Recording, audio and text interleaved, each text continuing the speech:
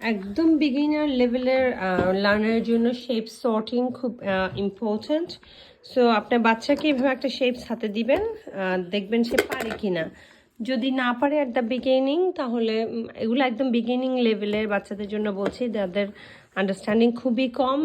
আপনি কনফিউজড আপনার বাচ্চা অটিজম আছে কি না আছে, বাট আপনি চাচ্ছেন যে কাজ শুরু করতে, তাদের জন্য।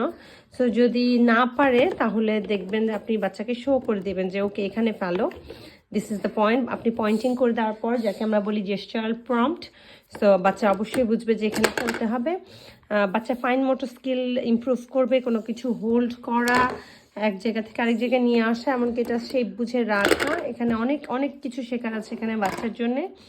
যদি দেখেন যে বাচ্চা পারছে না, তাহলে আরেকটা কাজ করতে পারেন, সেলোটেপ দিয়ে সবগুলো ঢেকে দিতে পারেন, শুধু একটা খোলা রাখবেন, সেটাই বাচ্চাকে বারবার ফেলতে বলবেন। সেটা যদি বাচ্চা শিখে যায় তাহলে আরেকটা খুলে দিবেন, সেটা বাচ্চাকে ফেলতে দিবেন। So this is a very basic skill for children.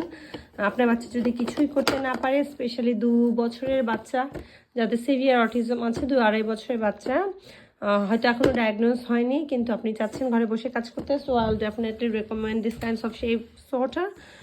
It improve a lot of skill.